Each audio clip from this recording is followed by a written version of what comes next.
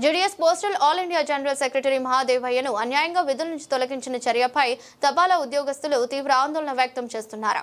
ప్రకాశం జిల్లా Markapuram court centre సమీపంలోని post office వద్ద ఆల్ ఇండియా గ్రామీణ డాక్ సర్వీస్ యూనియన్ మరియు అఖిల భారత తపాలా ఉద్యోగుల సంఘం సభ్యులు ఒకరోజు ధర్నా నిర్వహించారు. ధర్నా సందర్భంగా అఖిల భారత తపాలా ఉద్యోగుల సంఘం జనరల్ సెక్రటరీ రమణారెడ్డి మీడియాతో మాట్లాడుతూ మా కోసం నిరంతరం పోరాడుతున్న మహాదేవయ్యను అన్యాయంగా విధుల నుంచి తొలగించడం, ఆయనను వెంటనే విధుల్లోకి తీసుకోవాలని డిమాండ్. మేము దీన్ని గమనించకపోతే దేశవ్యాప్తంగా నిరసనలు, ధర్నాలను మరింత ఉధృతం చేస్తామని హెచ్చరించామని పేర్కొన్నారు. ధర్నాలో మార్కాపురం పరిధిలోని బ్రాంచ్ పోస్టర్లు, తపాలా ఉద్యోగులు పెద్ద సంఖ్యలో పాల్గొన్నారు.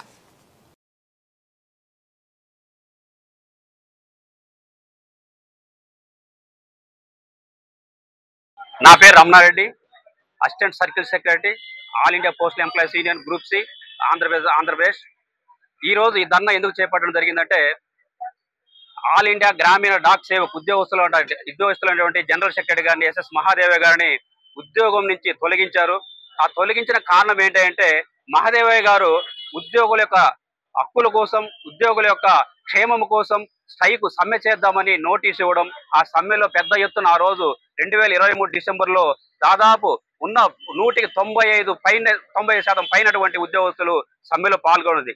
ఆ సమ్మె పాల్గొనడంలో ప్రభుత్వానికి ఈ మహాదేవకి ఇంత ఉందా, ఈ మహాదేవి మాట ఇంత ఉందా అని ఉద్దేశంతో ఈ మహాదేవయ్య గారిని ఈ రోజు ఉద్యోగం రిమూవ్ చేసినది. ఆయన రిమూవ్ చేశారు.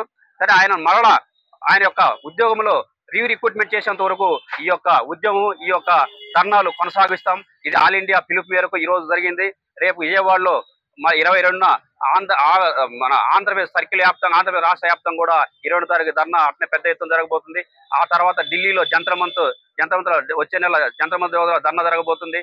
ఆయనను మళ్ళా పదవిలో మళ్ళా ఈ యొక్క ఉద్యోగం తీసుకున్నంత వరకు కూడా ఈ యొక్క ధర్నాలు, ఈ యొక్క ప్రోగ్రాములు జరుగుతుంటాయి.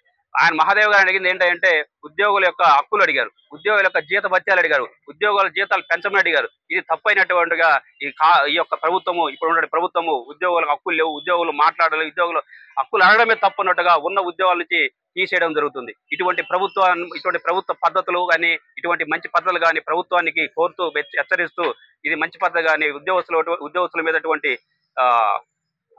అనవసరమైనటువంటి ఒత్తిడి చేయడం కూడా పద్ధతి కాదని కోరుకుంటూ